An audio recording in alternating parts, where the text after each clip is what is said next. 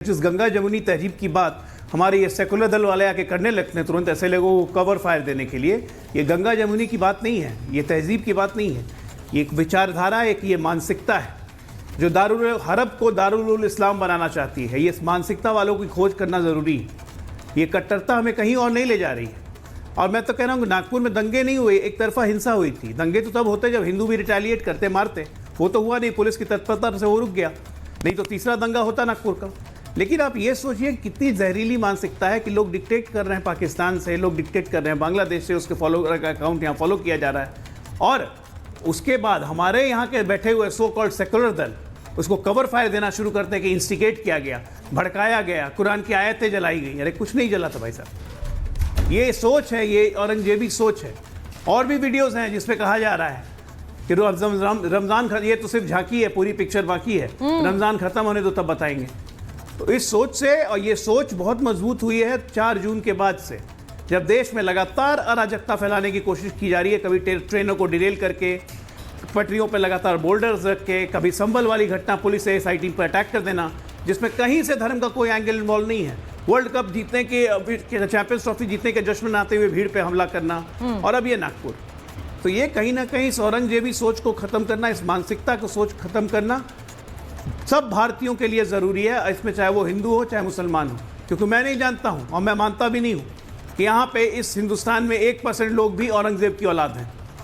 लेकिन जो बच खुच गए औरंगज़ेब की औलाद, जिन्हें घुसलमान कहते हैं, मुसलमान नहीं घुसलमान, उनके मन में औरंगज़ेब घुसा हुआ है, ऐसे लोगों को आइडेंटिफाई करके निकालना, पहचानने की जिम्मेदारी हिंदुओं की भी है, मुसलमानों की भी है, और तभी हम इसको रोक पाएंगे। नहीं तो ये गंगा जमुनी तहजीब, ये डायलॉगबाजी के लिए बहुत अच्छा है। हमने देखा इस देश में कभी गंगा जमुनी तहजीब नहीं रही। जब मुगलों का शासन था तब भी लगभग 1 करोड़ हिंदू को मार दिया गया था। अकेले औरंगजेब के शासन में 25 लाख, जब पार्टीशन हुआ, फाइनल डे एक्शन कॉल दिया गया, 10 लाख से ज्यादा हिंदुओं को कत्लेआम कर दिया गया, लगातार दंगे होते रहे। तो गंगा जमुनी तहजीब की बात एक फालतू का लेपा पॉलिश करने के लिए ना करें।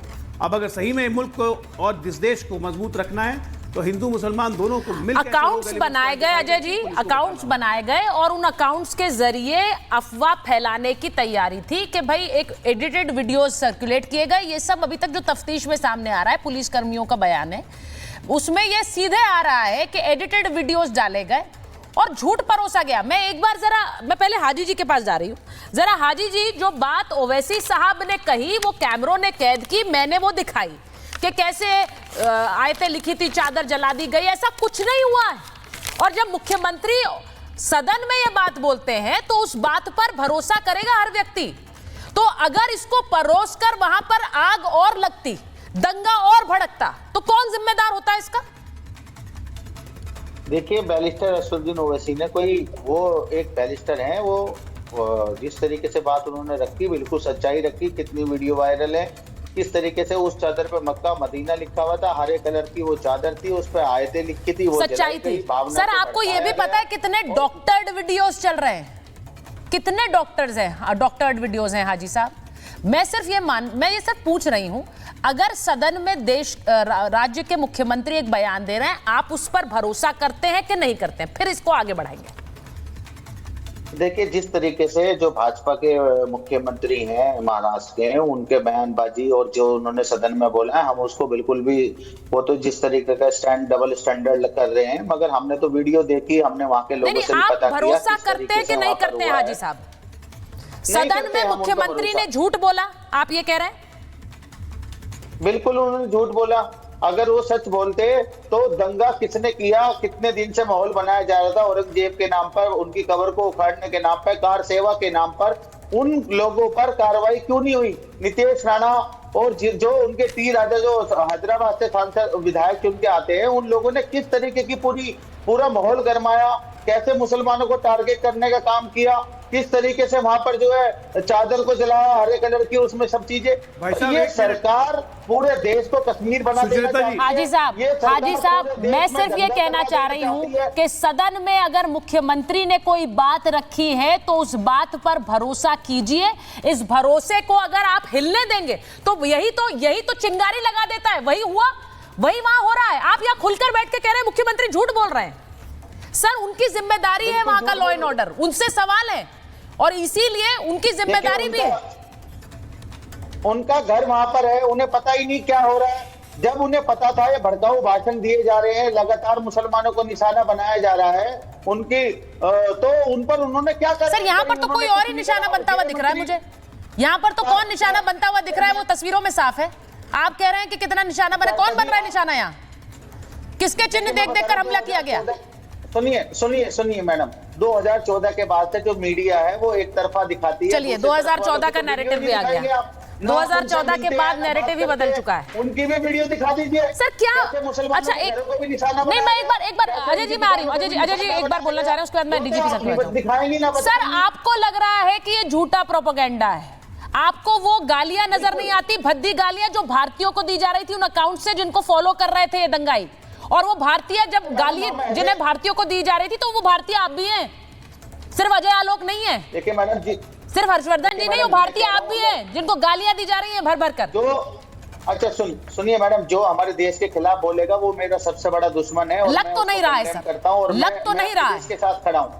लग तो नहीं रहा है। आपके लगने से ना लग, देखिए मैडम, आपके लगने और ना लगने से कोई हल नहीं है। कोई फर्क नहीं पड़ता, ये तो मुझे, मैं जानती हूँ कोई फर्क नहीं पड़ रहा है आपको, ये मैं जान रही हूं आपको कोई फर्क नहीं पड़ रहा है, क्योंकि जो दंगाई कैमरों में कैद हैं उन पर, उनको जब आप एक तरह से सपोर्ट करते हैं, जब आप ये कहते हैं कि मुख्यमंत्री गलत कह रहे हैं सदन के अंदर।